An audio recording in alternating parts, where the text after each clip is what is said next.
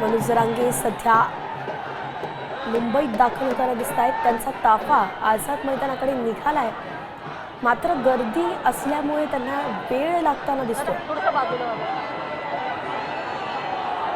CSMT परिसरातली ही थेट दृश्य आपण बघतोय, जिथे सध्या आता हजारो आंदोलक दाखल झालेले आहेत। ताफा आपण बघतोय, जरांगेंचा ताफा देखील आपल्याला पाहायला मिळतोय। त्या गाडी ते वाटतं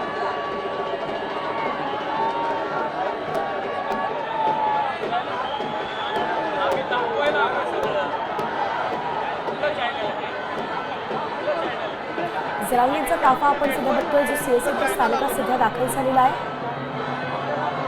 याच गाडीत मनोज जरांगे पाटील आहेत।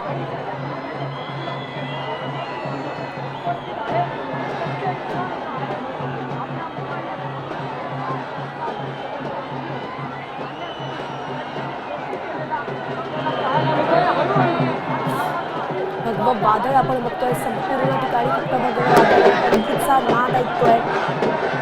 ढोल ताशे आणि घोषणाबाजी, पाटील पाटील अशी घोषणाबाजी आंदोलन करतायत।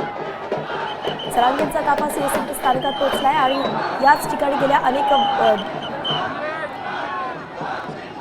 खूप वेळापासून मराठा आंदोलक जरांगेंची वाट पाहत होते। त्यांची प्रतीक्षा संपली, अखेर त्यांचे नेते त्यांच्यात दाखल झाल्याचं आपण बघतोय।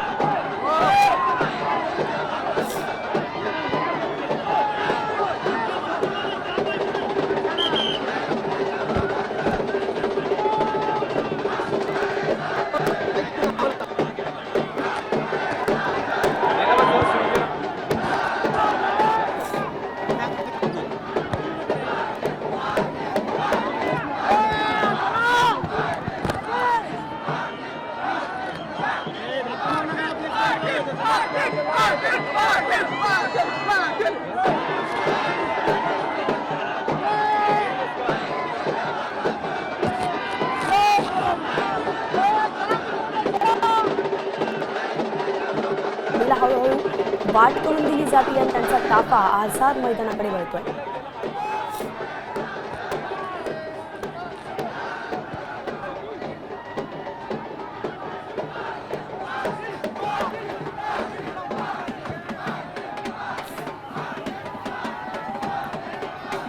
आजचे उपोषण आपण जर बघितलं तर एकंदरीतच हे मनोज जरांगे पाटलांचं 8वं उपोषण आहे आणि 29 ऑगस्टपासून आज ते उपोषणाला बसत आहेत। त्यांनी पुन्हा एकदा आमरण उपोषणाची हाक दिली आहे। आर पारची लढाई ते म्हणतात। खरं तर एकच दिवस त्यांना परवानगी मिळालेली असली तरी इतक्या मोठ्या प्रमाणात मराठा बांधव आलेत आणि माघार न जाण्याचा निर्धार त्यांनी केलेला आहे।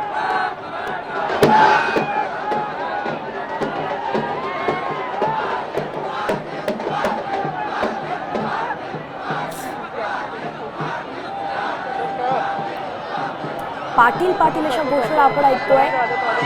सगळं हे जे हाच तो आधार जो जरांगेंच्या पाठीमागे खंबीरपणे उभा आहे आणि याच सगळ्यांसाठी जरांगे लढाई देत आहेत। याच जनसागरासाठी जरांगे मुंबईपर्यंत धडकले आहेत। दुसऱ्यांदा ते मुंबईत आले आहेत आणि निर्धार केलाय की यंदा गोरगरीब मराठ्यांना आरक्षण, त्यांच्या हक्काचं आरक्षण हे मिळणारच।